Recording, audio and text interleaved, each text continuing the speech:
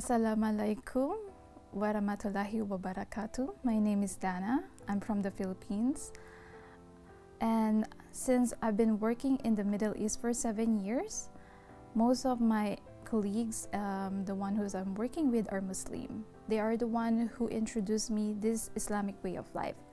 Back then, most of the things that I know about Islam and being a Muslim is just through social media, which is a different type of perspective. But with my colleagues that are really good friends of mine, they show to me this Islamic life in a different way. Back in 2017, they tried to invite me to a Friday prayer in Al-Fateh Grand Mosque in Jufair. So I'm really excited about it. I wear my first abaya, I wear my first hijab, and when I enter the prayer room together with other women, it just feels so different. And when we start praying, I just try to follow what they're doing. And the good thing about it is just I feel so peaceful. Like in my heart, this is the best thing that happened to me for so long. Like you cannot find peace in that kind of situation easily, but I did. And that is like an eye-opener. But as we said, Allah keeps sending us messages to invite us to be part of it. But I keep failing to listen. And it's been how many years? I've been reverted only last year, December. I've been a Muslim now for 4 months, alhamdulillah. And through the help of Discover Islam, I'm on the process of becoming closer and closer to Allah, knowing the Islamic life. And I'm really glad that I'm here now.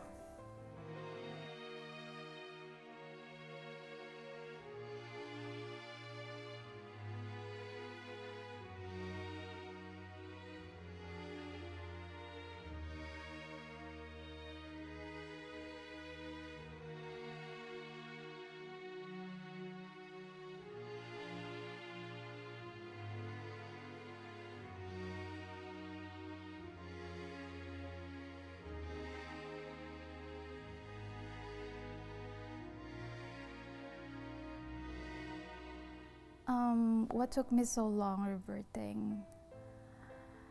Because there's a lot of things, a lot of questions in my mind. And me coming from a religious family, my parents are servant of the church. So every week I'm having a calls with them and they remind me practice my religion, do the prayers and everything. So it's not a hindrance for me to revert, but I need to find myself first. I know I failed Allah a lot of times because I know He sent me a message a lot of times. So I think question about life and going through a phase of life, that's one thing that halted me to revert Islam back then. And after I revert, there's really a good changes. It's really in a good way. First of all, my friends are really happy because it reflects on the way I talk to them. It reflects how I do stuff on the daily basis. Really, they're proud, and I'm really happy about it. Especially Discover Islam and my partner. They are the one who really influenced me in the Islamic way of life, and I'm embracing it. I'm really happy about it. Alhamdulillah.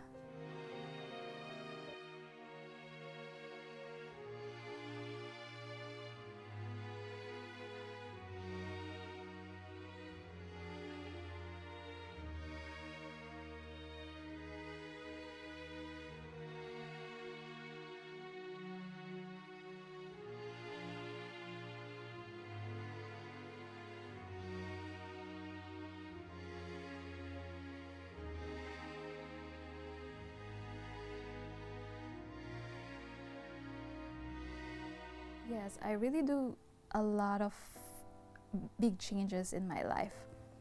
For example, I'm more calm because most of the people I met, Muslims, they're really calm.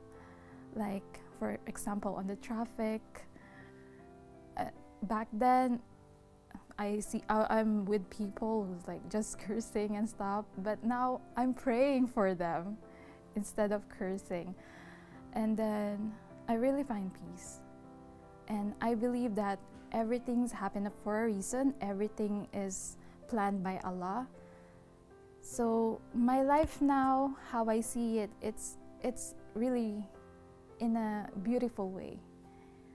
I think that's the major thing, like inner peace. Alhamdulillah.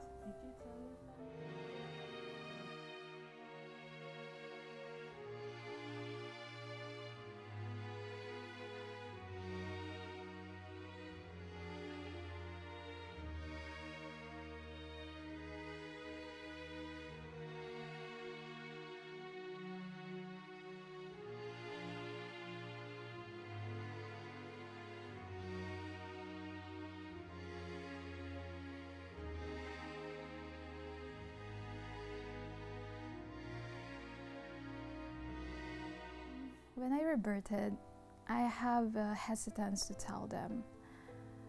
Like from the beginning, I know my parents will accept it in a hard way because they're really religious, like serving the church. And I grew up in a religious school, university. So, but I just keep praying and praying to Allah, and I know Allah will guide me through.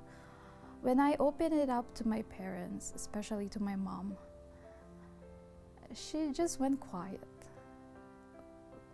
She didn't ask me why. She knows it's coming, because I keep telling her about these things since I've been in the Middle East. And then I told my mom, everything has a reason, and we only believe in one God, Allah. Allah will secure everything, protect us, and I know one day Allah will send you a message to understand it. Eventually, she accepted it wholeheartedly because I told her, you know me from the beginning. You know me as your daughter. Like, this is me as a good daughter. And I know you will be proud of me now as a Muslim daughter, that my progress of being a good person is towards, like, you know, being the one that you always wanted. And yeah, I think me showing them this and explaining to them, because I want to influence them the Islamic way of life.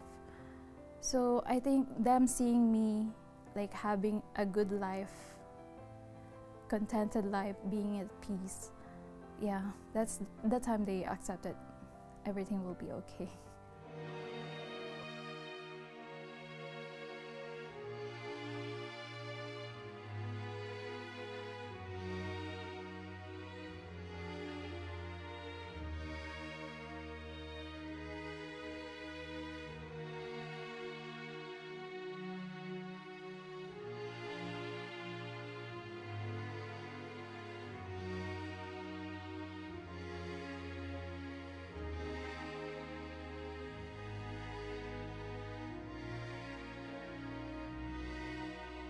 Actually, they know it was coming because I was started to talking about the Islam, being a Muslim.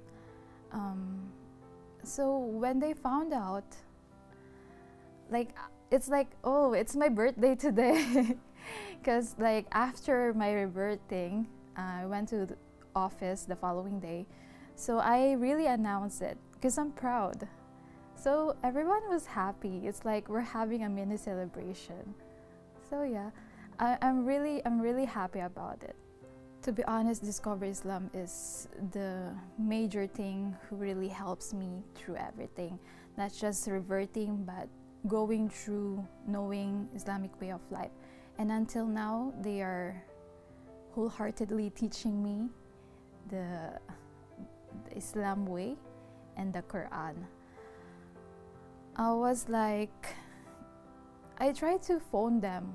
There was like one day it was like, let me introduce myself and let me know what they can help me in reverting to Islam, because I'm ready. And they didn't fail me. They called me instantly. Discover Islam started to introduce me to their new family, to my new family, which is their community. And every week still we have a lesson about Islam, and even on a legal matter, they never failed to help me through. So I'm really thankful to Discover Islam.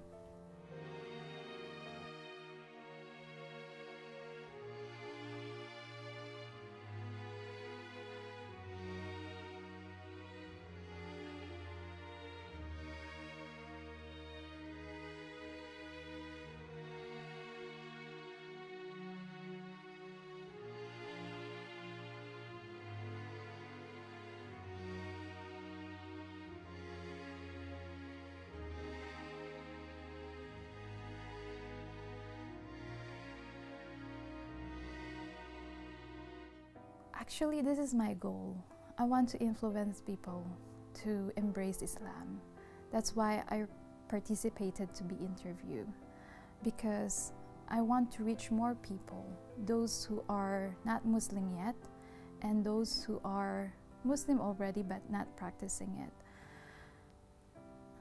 I know it takes time to embrace it, but hear Allah. He's calling us. He's calling us to be one. He's calling us to serve Him. And once you embrace Allah, once you embrace Islam, you know you're in a better position and you will find peace.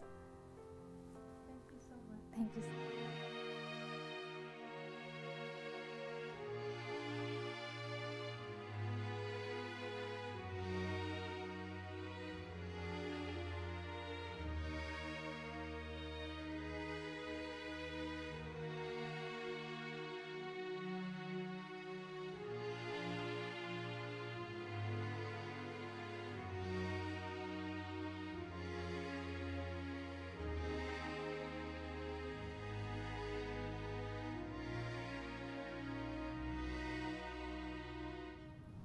Assalamu alaikum.